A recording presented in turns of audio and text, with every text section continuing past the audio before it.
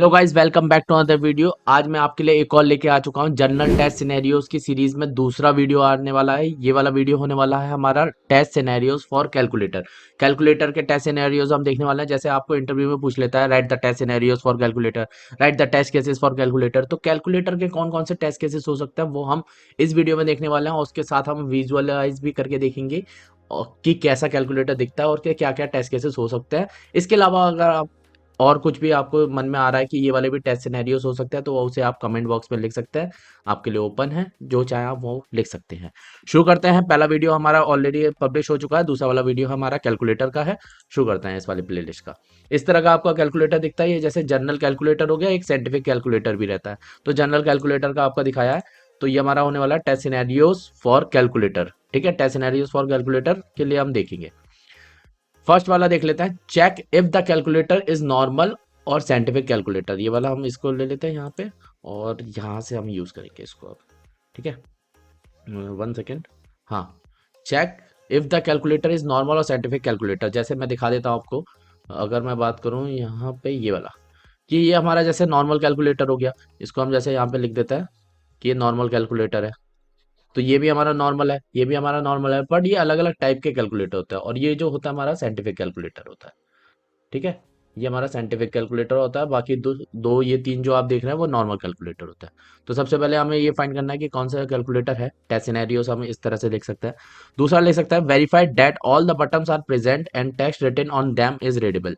ये एक दूसरा सिनेरियो हो सकता है कि दूसरे में क्या है कि आपके सारे बटन्स दिखने चाहिए और उसमें जो टेक्स्ट है वो रिटन, वो आपका रीडेबल होना चाहिए। जिस तरह से यहाँ पे देख सकते हैं कि ये टेक्स्ट रीडेबल है 7। हाँ, इसको आप प्रेस कर सकते हैं, चेक आपका रीडेबल है।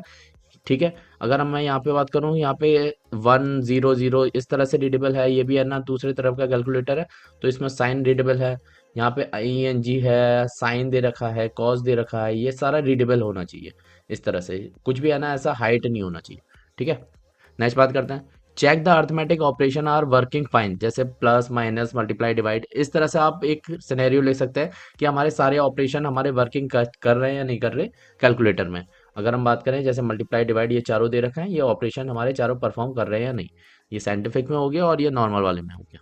ठीक, नेक्स्ट बात करते हैं, verify that BODMAS is applied in case of complex query and correct result is return. Calculator का टेस्ट सिनेरियो लिख रहे हैं तो बॉड मास का बारे में आप बताएंगे कि बॉड मास हमारे में अप्लाई हो रहा है या नहीं हो रहा है। जैसे बॉड मास का आपको बताया ब्रैकेट ओपन, फिर इसके बाद डिवीजन, मल्टीप्लिकेशन, एडिशन और सब्सट्रैक्शन। अगर आपने साइंटिफिक कैलकुलेटर में आपने सारे साइन लगा दिए तो बॉड मास के हिसाब से अप्लाई हो रहा है या नहीं हो रहा, वो आपको देखना है। तो ये एक टेस्ट सिनेरियो हो गया। Verify that calculator gives correct result in case of operation containing decimal number. Decimal number आपका दे रखा है तो कैलकुलेटर हमारा सही रिजल्ट दे रहा है नहीं दे रहा।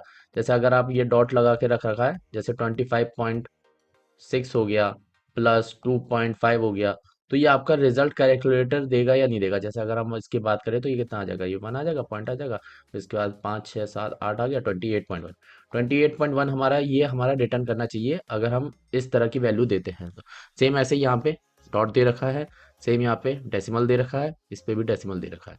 तो ये यूज़ करके हमें देखना है कि है ना हमारा करेक्ट रिजल्ट आ रहा है या नहीं। ये हमारा एक टेस्ट सिनेरियो हो गया।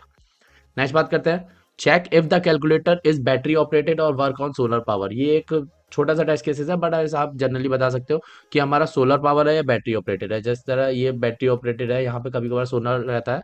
तो ये आप देख सकते हैं, ये वाला साइन देख रहे हैं ना, तो ये हो गया हमारा सोलर वाला। और यहाँ पे 2 बैटरी भी लगी हुई है, तो 2 बैटरी और सोलर वाला दोनों है इसमें। Verify the outer body material of the calculator. Outer body किस तरह की है, ये जो बॉडी है वो किस तरह की है, इसके लिए आप चेक करने के लिए क्या करें, कैलकुलेटर लें और उसको पटक कर देखें जमीन पे। टूट गया तो ठीक है, नहीं टूटा तो अच्छी मटेरियल है बॉडी। नेक्स्ट बात करते हैं, verify the spacing between the two button. The button should not be too closely placed. मतलब ये है ना, हमारे एक साथ चिपके हुए होने नहीं चाहिए। मतलब इन दोनों के बीच में एक अच्छा खासा गैप होना चाहिए। जैसे आपने 6 दबाया तो 9 नहीं दब जाना चाहिए। आपने मल्टीप्लाई किया तो डिवाइड नहीं होना चाहिए। तो इस तरह से हम नहीं कर सकते, पास पास नहीं होना चाहिए, सब दूर दूर डिस्टेंस पे होना चाहिए एक particular. Check the pressure required to press a button. The pressure required should not be too high. जैसे आपने यहाँ पे प्लस किया तो ये नहीं है कि बहुत ज़्यादा है ना, आपने लगा कर प्रेस करके तब जाके आपका प्लस हो पा रहा है। ये टाइप राइटर नहीं है, कैलकुलेटर है, तो इतना ज़्यादा प्रेशर देने की ज़रूरत नहीं है, नॉर्मली प्रेस हो जाना चाहिए।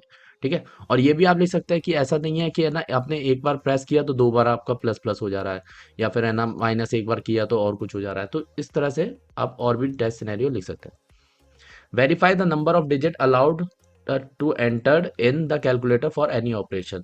नंबर ऑफ डिजिट कितने हैं, नंबर ऑफ डिजिट अलाउड है एक कैलकुलेशन करने के लिए। जैसे आपने बहुत सारा नंबर डाल दिया, उसके बाद प्लस किया, फिर बहुत सारे नंबर दे दिए, तो कितना नंबर इसमें अलाउड है वो हमारा एक स्पेसिफिकेशन में टेस्ट सिनेरियो में होना चाहिए। ये हमारे स्पेसिफिकेशन के हिसाब से कैलकुलेटर बनते हैं।